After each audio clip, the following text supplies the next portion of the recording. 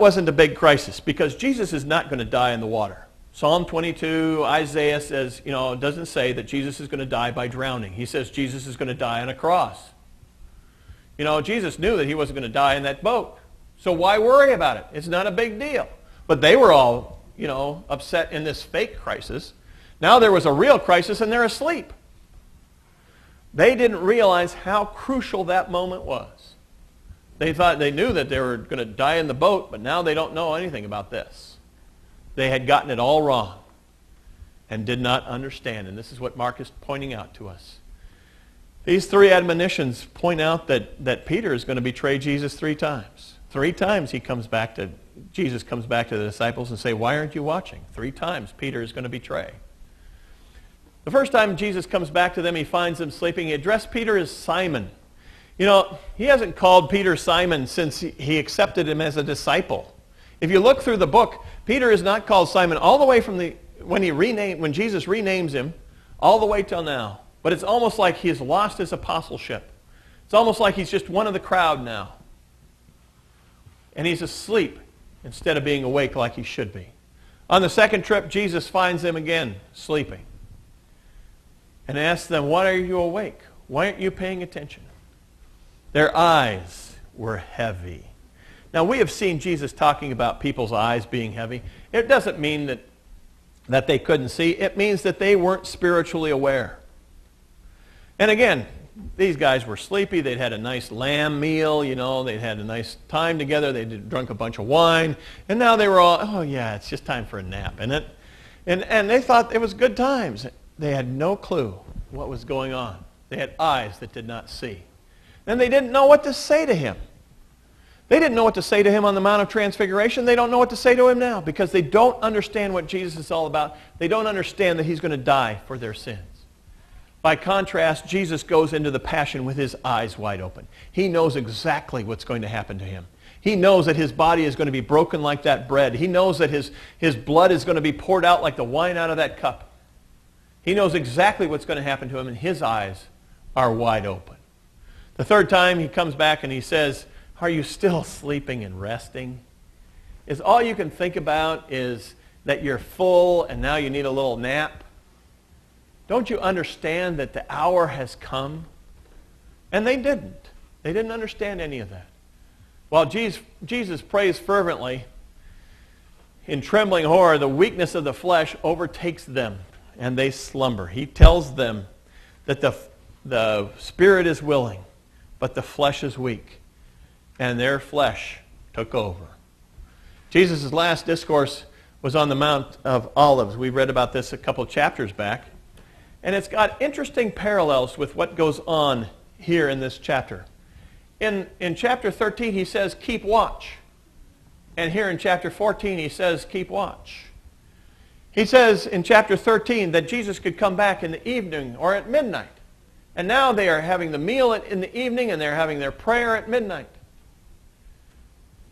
He goes on to say in chapter 13 that Jesus might come when the cock crows, when the rooster crows. And now the rooster is about to crow and they don't notice. He tells them in chapter 13, don't let God find you sleeping. Now 3 times Jesus has come and found them sleeping. And finally at the end of the chapter he says, say to everyone, watch. And they haven't been. They have been absolutely asleep. It's really a problem of not understanding what's going on in life. They were waiting for the end of the world. Instead, they'd missed the fact that they were supposed to watch and pray with Jesus. The disciples have horrible failures in the book of Mark, but there are some strangers that show us what we are supposed to be doing. There was a nameless woman who gave all that she had to anoint Jesus' body for burial. She shows that extravagant love that we are supposed to have. She understood the hour. There's the bystander who was on the way that they found on the way to his crucifixion, that they made carry the cross for Jesus. There's the pagan centurion who says, surely this is the Son of God. All of these strangers are recognizing who Jesus is, showing us who we are, but, frankly, we're the disciples. We're the disciples. And we need to be reminded just of what Jesus Christ has done. Finally, there was a council member who may have participated in Jesus' death and said, yeah, crucify him. But then he says he needs to be buried, and I'll let him be buried in my tomb. Strangers recognized Jesus when his own followers, us kind of people, didn't. Jesus' prayer in Gethsemane ends when he senses that the hour has come. It's time. Enough. It's time to go. Let's get going. He says, enough. The hour of prayer or of sleep has ended. The hour of the power of darkness, as Luke calls it, has begun. And he says, rise. Let us go. Again, it's from chapter 13. He says, rise. Let's go. If we're going to be going, we need to be praying. These are the last words that Jesus speaks directly to his people, directly to his disciples. It's time. Let's go. You know, they may be the last words, and it may be a horrible end to Mark's gospel. But these aren't, we need to be reminded of what Jesus said earlier. He says, after I've been killed, I will go ahead of you. I will gather you together at the resurrection.